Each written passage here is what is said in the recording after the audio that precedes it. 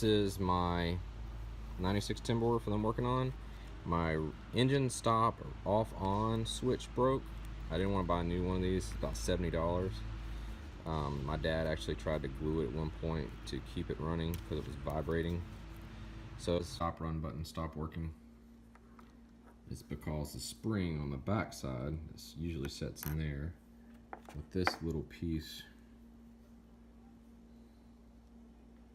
right here against this little guy that sets in there, rusts away due to weather and everything else.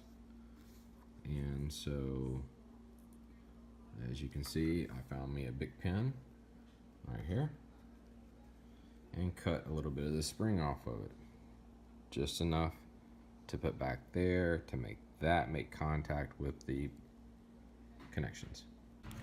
As you can see, the contacts in there, I took off the plate and everything. That's some stuff for it.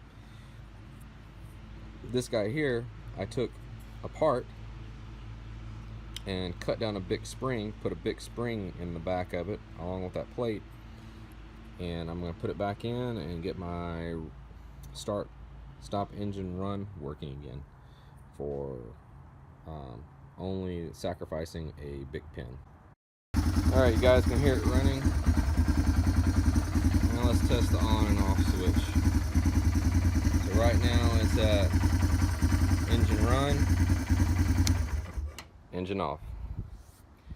That was an easy free fix because my key don't work no more to cut it off, so I need some way to cut it off.